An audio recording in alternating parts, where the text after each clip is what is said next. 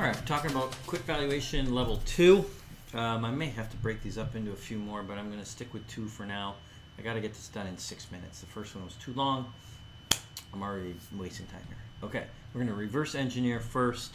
I have Nike brought up, queued up on system here. Let's take a look at Nike. Okay, so Nike, very good company, obviously, right off the top. And even if you didn't know Nike, I mean, almost everybody would say it's a good company without even knowing the financials. But you can see the return on capital is 15 to 16 to actually as high as 18%, and it's at 16 now. It's just great. You can't ask for much better performance. Now, you can question the valuation, which I do. So let's reverse engineer. I want to say, well, what was the market willing to pay for? Should I, instead of saying it, if it does our normal fade, our our algorithmic fade, it's worth only 50 and it's trading at 85. So, what's going on? Well, let's just ignore that and just try and figure out what the market's willing to pay for. So I see that they've never done worse than 15. So of course there's many different ways to do it, but I'm just going to say, well, right off the top, why fade to 8% return on invested capital when they've never done worse than 15? Let's use 15. I do that and the valuation goes to 74. Okay, we're pretty close. We're not quite there. It's hard to see, but this is very subtle, but it's very real, is this return fades at a certain rate, like it decays at a certain rate. And same with the capital growth. And we use just one, and we're saying it's going to decay at its 8%. Well, let's try 7, so less decay. So that's actually where 79 is trading at 85. We've almost got it.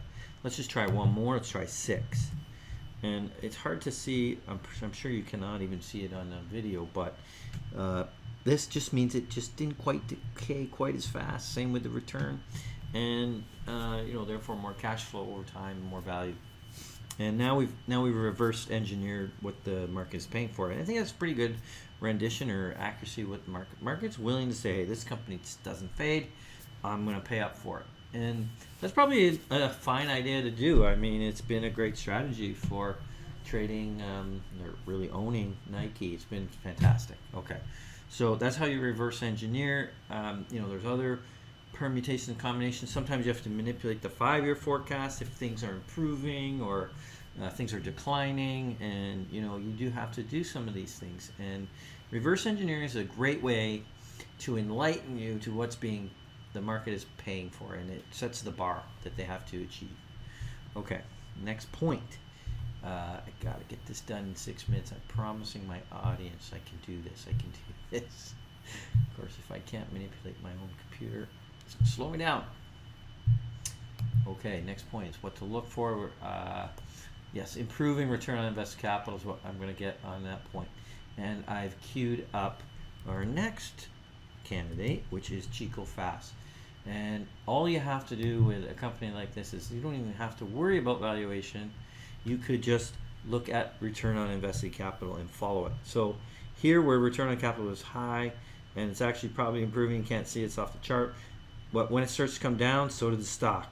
Look, the stock kind of bottoms out at minus 1%, or the returns bottom out at minus 1, and so does the stock. Then the returns improve, so does the stock. It kind of peaks out right around here, so does the stock. And then returns have been coming down, and the stock's been going down. All you had to do was follow return on invested capital. You didn't have to have any more knowledge than that. Just follow the return on invested capital. I will admit this is a poster child for that, and it's a perfect example. But there's many examples, and there's always exceptions. But I'm telling you, statistically, I've done it too. It really does work. Now you can get a little bit more granular, which is nice on a quarterly basis, and you'll see, just where those inflection points are a little bit tighter. So, I would have been potentially, I'm not human. I would have been looking at it right when this return had started to improve. Now I might have missed a little bit, and that's okay. I've done the math. Yes, sometimes you do miss the total bottom or the absolute bottom, but you still catch quite a bit of the upside. And same with on the way down. And on the way down, it seems to go down faster, so you got to be a little bit more in tune if things turn over on the downside. That's just the way markets work. I have heard of probably escalator up and elevator down. That's kind of the way markets really work. Okay, all right, next on our quick list here, turning our black box into a clear box. Yeah, so everything's completely available to you. So there is nothing you can't look at. So you want to see the financial statements, because that's where everything is derived from, and they're right here. These are the quarterly on the left side, and you can scroll over, and then there's the annual, and you can, if you want, if you're a guy that likes to just see exactly what the numbers are, there they are. And anything in this green is changeable. So if somehow you discover our data is just wrong, it happens occasionally, and you say, no, this was 800, that will flow through the whole model. So watch this. EBITDA is 26.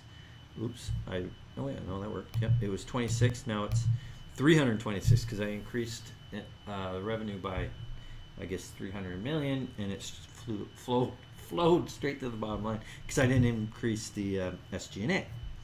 So you can do that, and that'll flow through the whole model. So now I know, I think return on capital will peak up a little bit. Yep, quite a bit.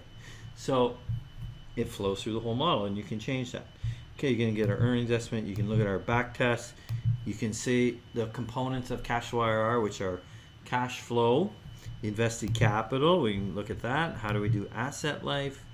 And then salvage value is there as well. So all of these things are, you can literally walk through, see the formulas. We're not hiding anything. It's a clear box, not a black box. Look at cash flow IRR. So there you go. Everything's there in plain sight.